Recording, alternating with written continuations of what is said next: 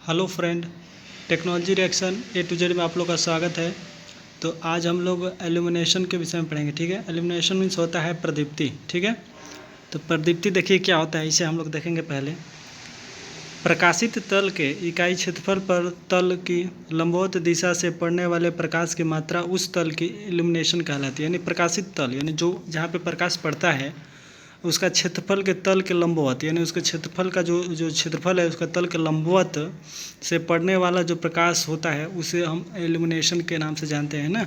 उसे ई से दर्शाया जाता है। ई बराबर एफ बटा ए। तो देखिए ई से ई क्या होता है, तो इल्यूमिनेशन होता है जिसका अर्थ होता है प्रदीप्ति। इसका मात्रक लक्स होता है। ठीक है, नेक्स्ट एफ है।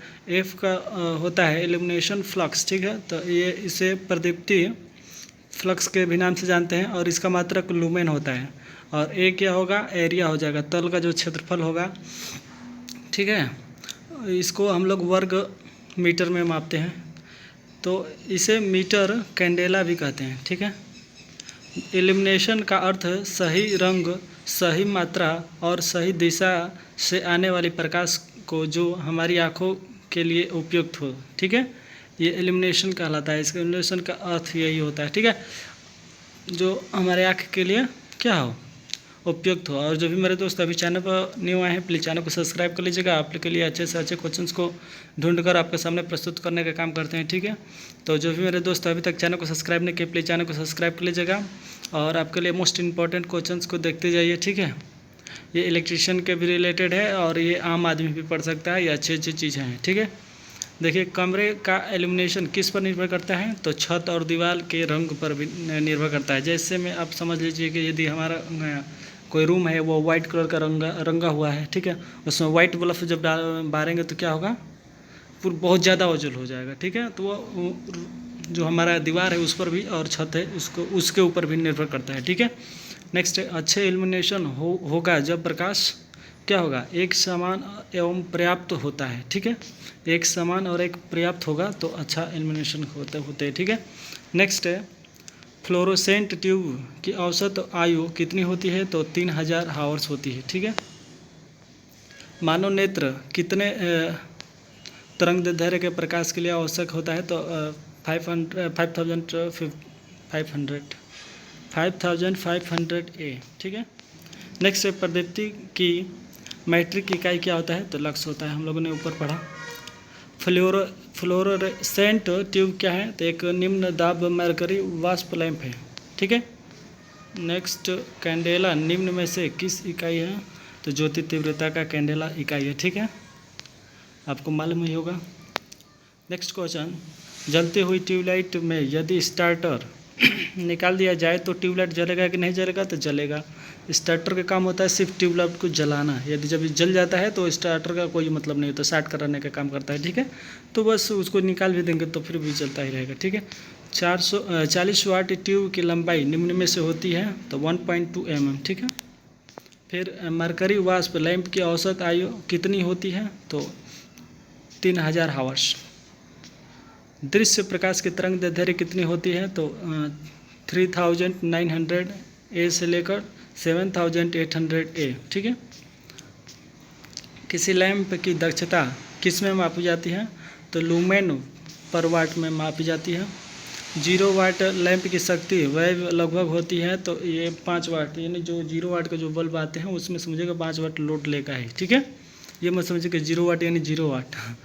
भारत को स्विच ऑफ करने का भार को स्विच ऑफ करने पर स्पार्किंग होने का कारण है कि परिपथ उच्च प्रेरण यानी हाई इंडक्शन होता है। ठीक है,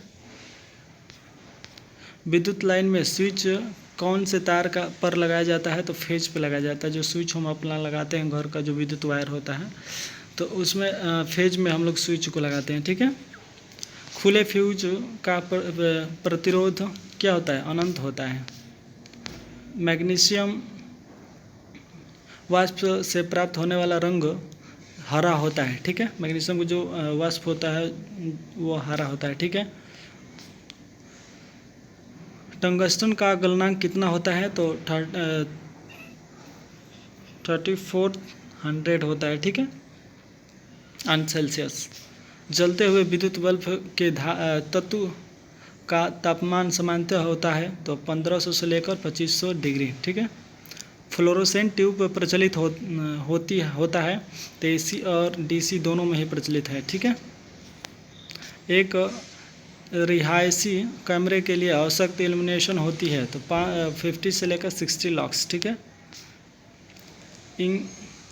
इंडिकेटर लैंप के पास फेज और न्यूट्रल कनेक्शन होता है। जो इंडिकेटर हमारे बोर्ड में होता है उसमें हम लोग फेज और न्यूट्रल दोनों का कनेक्शन करते हैं, ठीक है।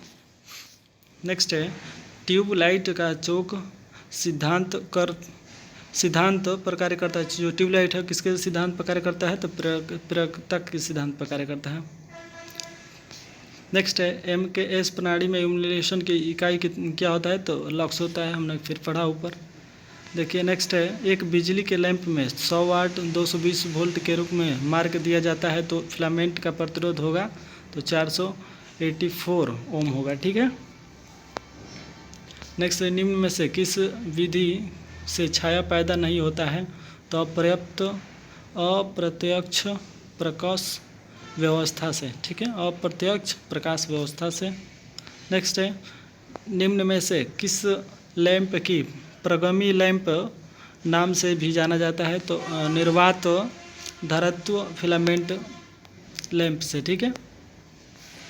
नेक्स्ट है हाउस लाइट सर्च लाइट एवं सिनेमा प्रोजेक्ट में प्रयुक्त होता है तो आर्क लैंप, ठीक है।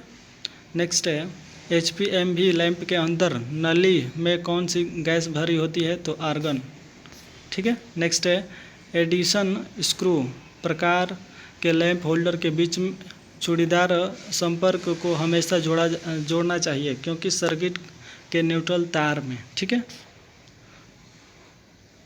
कभी भी जोड़ेंगे तो सर्किट के न्यूट्रल तार में, ठीक है। तो जो भी मेरे दोस्त अभी तक चैनल को सब्सक्राइब नहीं किए प्लीज़ चैनल को सब्सक्राइब कर लीजिएगा। Thank you for watching my video और नेक्स्ट वीडियो आप लोग देखिएगा, ठीक है। और जो भी मेरे दोस्त अभी तक चैनल नहीं सब्सक्राइब करने प्लीज़ चैनल को सब्सक्राइब कर लीजिएगा। Thank you for watching my video.